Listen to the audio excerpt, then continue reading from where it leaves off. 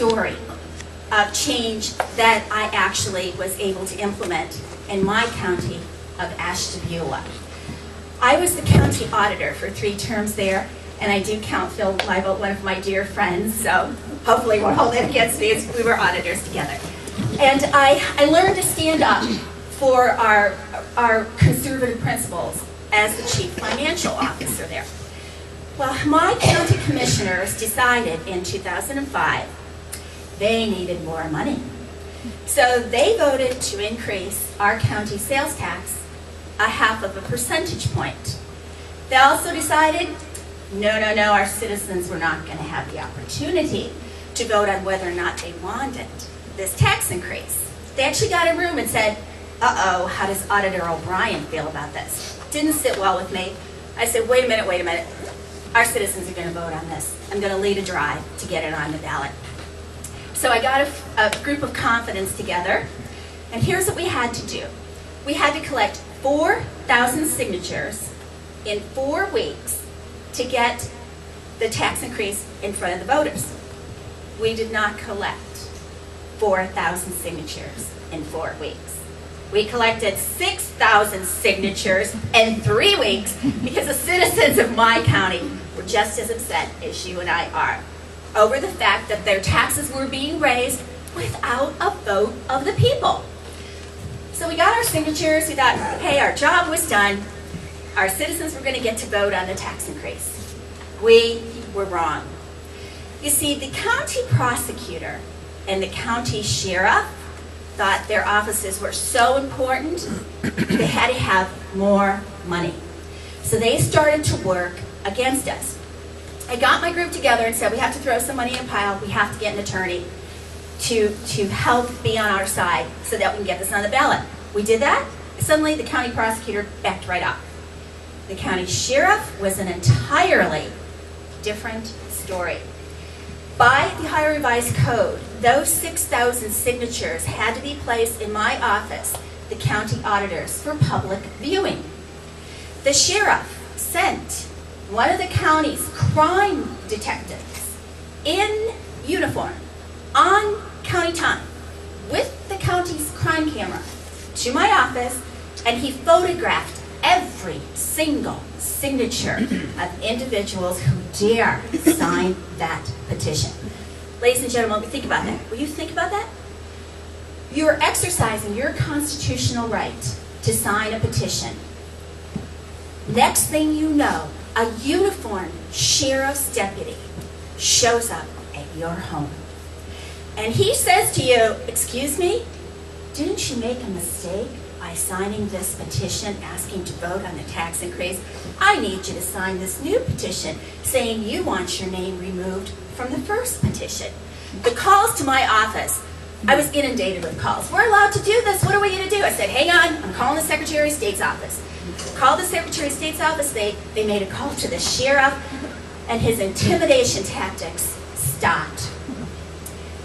Finally, I can tell you, this whole process was not as easy as I thought it was going to be. Took a lot more time, took a lot more effort, but we did finally get it on ballot for our citizens to vote on.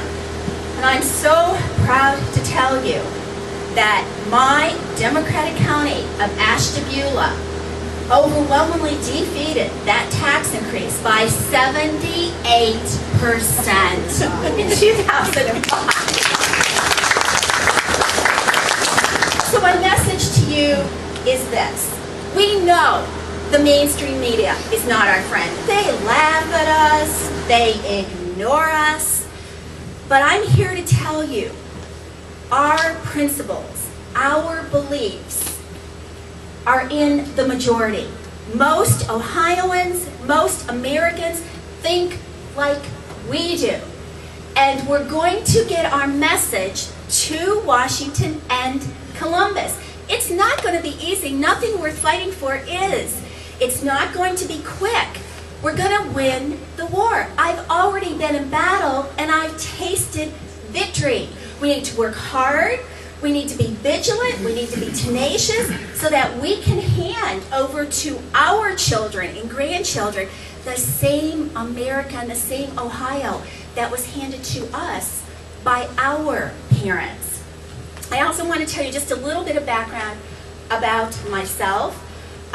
Basically born in Cleveland. Ever since I was a little girl, what I always wanted to be was a teacher. I am a teacher. I still teach. I don't hold office right now. I do believe in term limits. I think normal citizens like you and I should get in government and get out and keep it regular citizens. That's exactly what I did. I teach at Lakeland Community College in Lake County right now. I married my high school sweetheart, who is a complete saint to put up with me in politics right now. I have 4 grown children, and I hold a master's degree in administration. I am the only candidate both sides of the aisle who has the advanced degree in administration, 12 years experience running a public office. Secretary of State is a position within the executive branch of office. That is administration.